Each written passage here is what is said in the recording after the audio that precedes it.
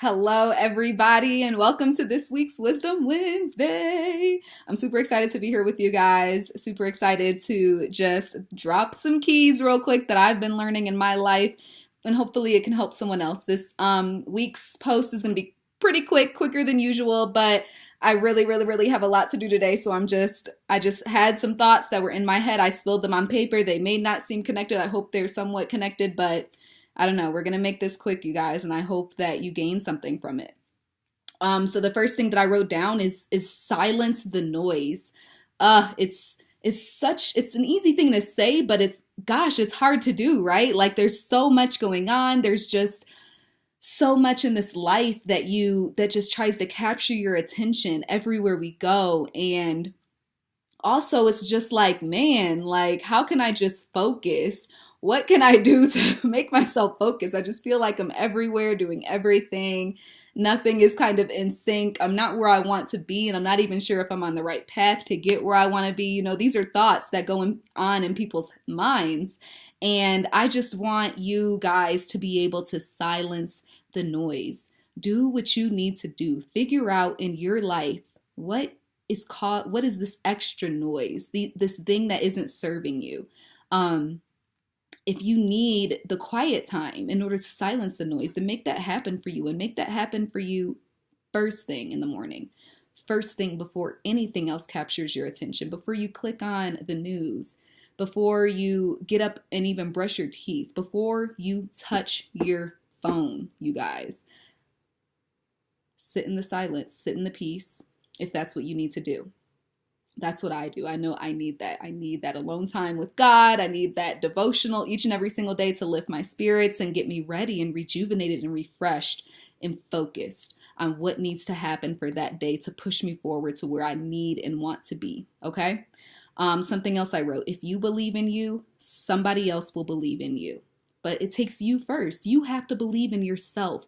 No one is going to do that for you first thing, first step, except for your mama and your daddy. No one's going to do that. You have to believe in you. And once you believe in you, you're going to have a different aura about yourself. When you speak about what you're trying to do and accomplish, everyone's going to hear that. They're going to feel that. But first, you have to believe in you. You have to know beyond a shadow of a doubt that you're good enough, that you're strong enough, that you can do it. You have to believe in you in order for someone else to believe in you, you guys. Something else I wrote down, success. Success will never, ever be convenient. If you're waiting on some convenience in your life before you can be successful, man, I feel sorry for you, because your whole life is going to go by, because success is never going to be convenient. It's going to be in the middle of hecticness of life and everything that you have going on, and you have to choose success. You have to choose to make success a priority, to make it an emergency, to make it so important to you that you bypass all this other stuff. If it's not family and it's not putting food on your table, you're bypassing it to get to your success. You have to choose it. It's never going to be convenient. Ever. I'm letting you guys know, if you're waiting on the right time to be successful in any endeavor in your life, it's never going to be convenient. If you're trying to lose weight, it ain't going to be convenient. It's going to be a Bon Qui Qui's barbecue right down the street this weekend. It's going down. I'm sorry for that ratchet name. I'm sorry. Get over it. I'm sorry. I don't know where it came from, but it's there. They're going to be having a barbecue. You're going to be invited to a party next month. You got goals? You got weight loss goals? You trying to tone? Are you really trying to tone? Because I'm letting you know right now, it's never going to be convenient. And all this time that you've been setting yourself back, like, oh, I will after this holiday. Oh, I will after Labor Day. Oh, I will after Halloween because I'm going to eat a whole bunch of candy. Oh, I will after Thanksgiving. Guess what, you guys? It's never going to happen, because you keep on coming up with excuses, and you think that for some reason you're going to have this optimal prime time where nothing's going on and there won't be any parties and no distractions. It's not going to happen. That's not how you have success in any endeavor, you guys. It's never going to be convenient, ever. Okay, I think I beat that one down to the bush. Another thing I wrote, everyone wants to be successful until it's time to do what real successful people do. How many Can I get an amen? Can I get an amen? Because success is hard work. It is the trenches. It is literally shifting what you do on the daily. It's changing your daily habits. This is hard work, you guys. Becoming successful is hard work, and everyone says they want to be successful until they get a peek in the lives of a successful person and they're like, "Holy crap. They're getting up at what time in the morning? They're doing what all day? They spent how long at that meeting? They only had how much of a lunch break to eat something? Wait, what? But wait, they're done working, but they're still working? But wait, hold up. Do they sleep? Oh my gosh, they're still working? They're on the phone with some team members doing what? Oh my gosh, like that's hard." Cry me a river, you guys, if you want to be successful. You have to be willing to do what successful people do. And if you think it's easy, you're cray-cray, because it's not. But who wants to be average? Who wants to be mediocre? No one wants to do that. No one wants to be that.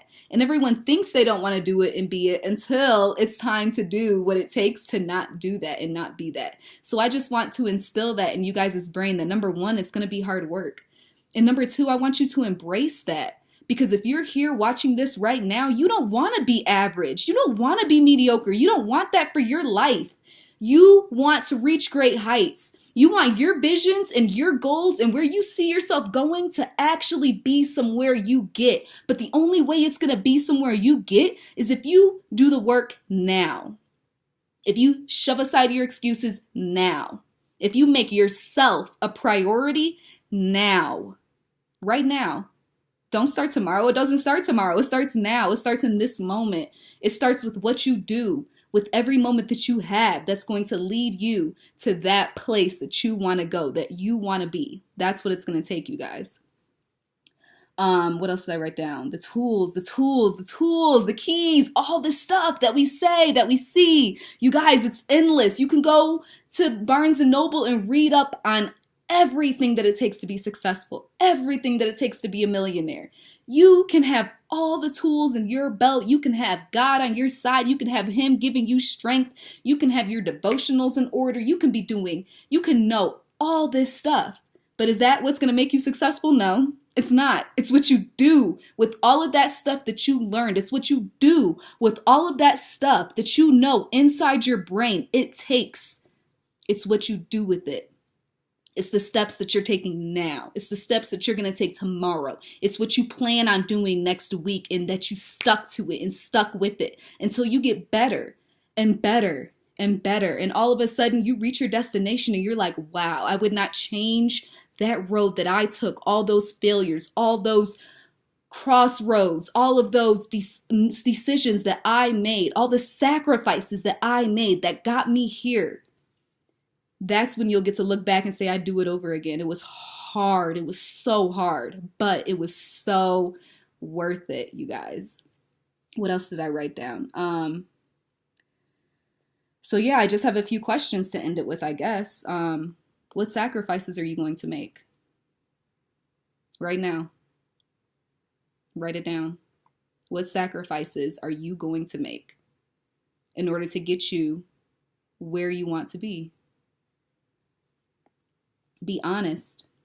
What are you doing right now that's not serving you? Gosh, that could look different for every single one of us who are watching this right now, you guys.